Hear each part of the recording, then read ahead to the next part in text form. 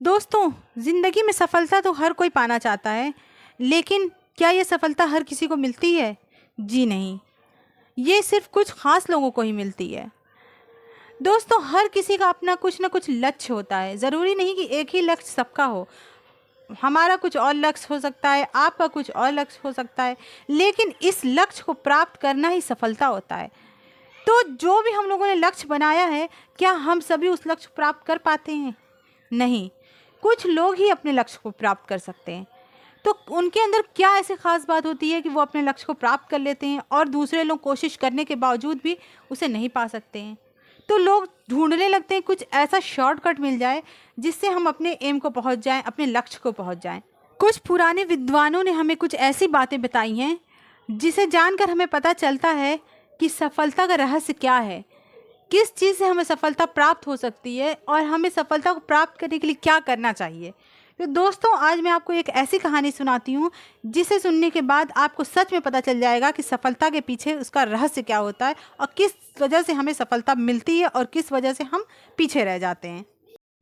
अगर आप मजबूत बनना चाहते हैं तो सबसे पहले अपनी कमज़ोरियाँ दूर करें। एक बार कमज़ोरियाँ दूर हो जाएंगी तो फिर आप कुछ भी कर सकते हैं।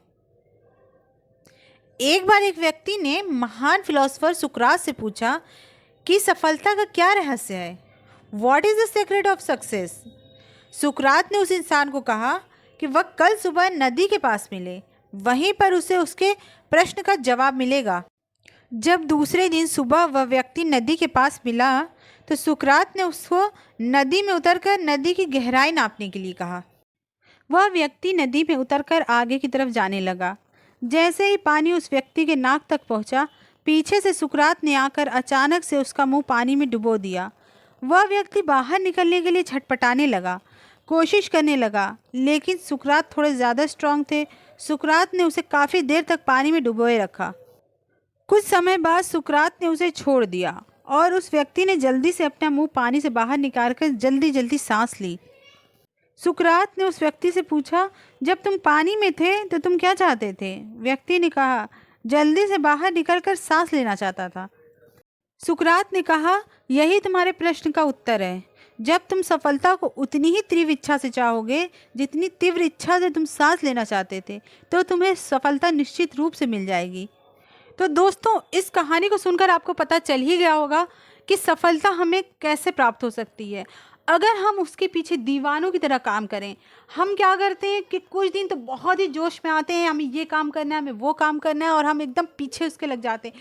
फिर कुछ ही दिनों में हमारा वो जोश ठंडा पड़ जाता है और हम उस चीज़ को छोड़ देते हैं।